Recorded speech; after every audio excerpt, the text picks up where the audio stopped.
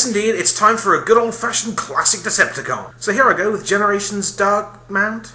Yeah, first things first, this guy's actually supposed to be Straxus, the legendary and fearsome comic villain who I totally can't remember, apart from his cameo in the Flopgasm of Revelation. I mean, say what you want about Drift, but he's so hot right now. This guy?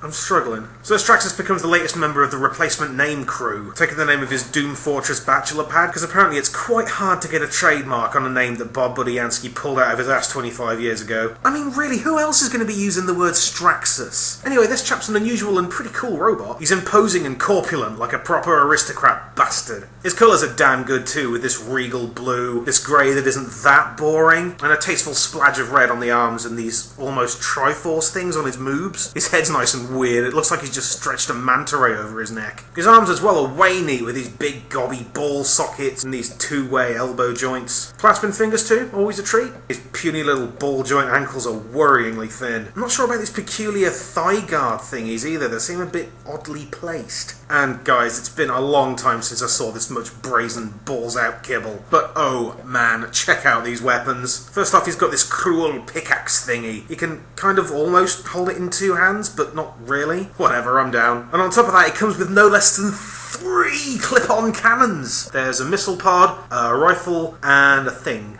These things are so neat. They just clip onto like these little bars, so you can put them basically anywhere. You can even get some other guys' weapons involved and just take it to the max. So yeah, robot mode's pretty friggin' badass. He's a big chunky robot fatty, but don't say it to his face.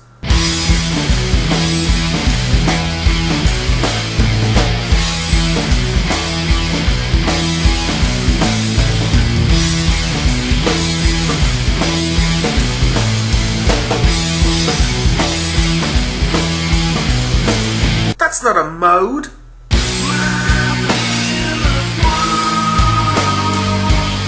Transformation on this guy is hateful. I mean, it's smart and it's unexpectedly roundabout, but it's not something I look forward to. So what do you think? It's just a smart little blue tank fella. It's not the greatest ever, but it certainly does the trick. It's weird though, I mean, this thing's clearly supposed to be a huge wrecking machine. I mean, look how tiny the cockpit is. This thing's going to be a giant. But when you pop the weapons off, this thing kind of looks a bit cute and helpless. Cannon doesn't really look like it'd pack a lot of wallop. And check out the adorable coat button wheels. But if you're kind enough to leave them on, this thing looks friggin' ferocious. This guy's a serious ass kicker, and he makes a nice unholy trinity with the other deluxe tank bosses. And it's smart too. I mean, the turret swivel is the waist joint.